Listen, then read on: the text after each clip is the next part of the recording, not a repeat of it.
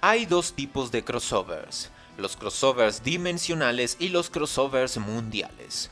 Ok, no sé si los términos son oficiales ni me importa, la verdad es que me los acabo de inventar, pero creo que servirán como un buen punto de referencia para categorizar lo que estoy tratando. Los crossovers dimensionales son aquellos que cruzan a dos universos distintos. En pocas palabras, dos o más franquicias que no habitan en la misma dimensión. Los crossovers dimensionales son, en toda honestidad, para nada necesarios. Si no estamos hablando de franquicias muy infantiles o comedias muy absurdas, estos crossovers son siempre un daño para la franquicia con la que se está cruzando, ya que siempre necesitas una razón cósmica o mágica para que existan estos crossovers. Lo hace ver como que cualquier cosa puede pasar en estos universos, dada a su extremadamente absurda naturaleza. Siempre es difícil, o mejor dicho casi imposible, que la serie incorpore todo esto al canon oficial. Por ende, al ser siempre anunciada como no canon o como algo que podrías ignorar, es como si te estuviesen diciendo que verás algo tan absurdo que es una pérdida de tiempo. Estamos hablando de fanservice, claro, seguro, no lastima si sabes bien que no es canon. Algunos pensarán, pero seguro que destruye la imagen seria que podrías tener de la trama principal si los creadores acceden a algo tan ridículo. Por último, el más obvio y peor aspecto de los crossovers dimensionales es el contraste.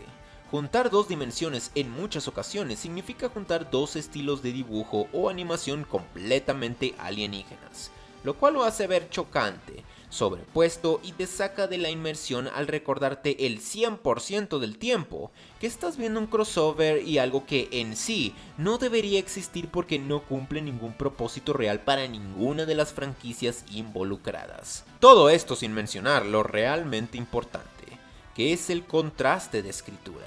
Un crossover dimensional, en el ejemplo de que habláramos de dos franquicias, puede tener a un escritor ajeno a las dos franquicias, manejando dichas franquicias ahora, o puede tener a los dos creadores de las franquicias colaborando en el proyecto. Ambos escenarios son igual de indeseables por varios motivos. En algún punto, a un escritor le tocará manejar a algún personaje que nunca ha manejado, lo que puede resultar en el personaje estando fuera de personaje. Muchas veces el autor, que es ajeno a la franquicia, no entenderá qué hace tan buena a esa franquicia en primer lugar, terminando en potencial desperdiciado. Eso sin mencionar el contraste que se puede generar por el espíritu discordante de ambas series. Es una serie muy cómica con otra más seria, entonces la más seria debe infantilizarse. Es una serie con un humor crudo, con otra con un humor más blanco. Entonces una de las dos franquicias terminará pareciendo fuera de lugar. Son dos series que tienen muchos parecidos y paralelismos entre sí, entonces no tendrán en nada que complementarse y terminarás en un festival de referencias meta. Si tuviera que describir a los crossovers dimensionales, diría que son como un matrimonio forzado. Los crossovers mundiales son aquellos que ocurren entre franquicias del mismo mundo, ya sea porque pertenecen al mismo autor o porque pertenecen a la misma compañía / equipo de trabajo y han definido un estándar de valores y requisitos para todas sus series que les alinean entre sí. Los crossovers mundiales son más fáciles de escribir, tienen más sentido, no necesitan alguna explicación cósmica o absurda, y en general son mucho menos dañinos. De hecho, cuando piensas en la Liga de la Justicia o los Avengers, casi se siente como si hubieran sido planeadas desde el principio para que terminaran así, y por ende no se siente forzado. Es como si las anteriores historias separadas de los superhéroes individuales hubieran sido hechas para este momento en la historia.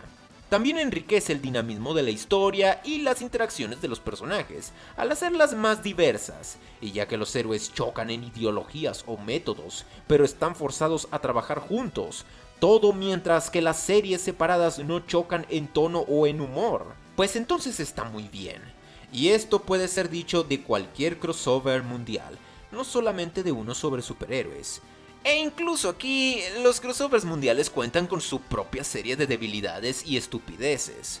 Un crossover en el mismo universo se siente menos forzado, sí, pero no es como que no pueda sentirse forzado de todos modos, y muchas veces este punto es algo ambiguo porque crossovers que podrían haber sido dimensionales terminan siendo mundiales solo porque los autores deciden confirmar que ambas franquicias, anteriormente ajenas, ahora transcurren en el mismo universo.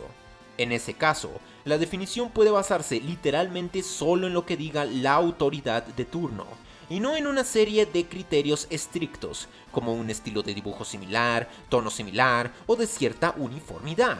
En teoría, todo crossover mundial debería contar con características como las mencionadas que les alineen, pero no siempre es así, y siempre habrá cierta ambigüedad en lo que cuenta o no cuenta como tal tipo de crossover, y qué es fuera de lugar o no lo es. Fuera de eso, incluso cuando hay cierta uniformidad entre las franquicias, dichos crossovers aún cuentan con otros problemas aparte.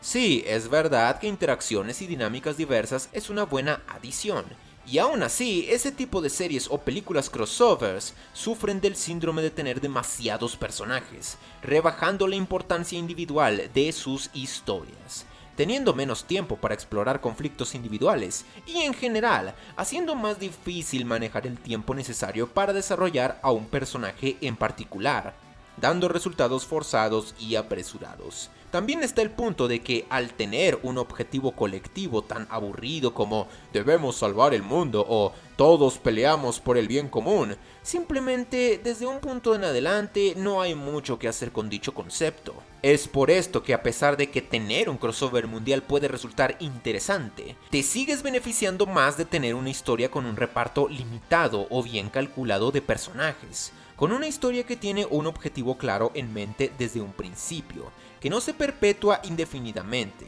y que tiene un mensaje o serie de mensajes que comparten un tema de raíz, sin tener que pasar por todos los problemas y el posible desastre que conlleva combinar y balancear muchas cosas dispares al mismo tiempo.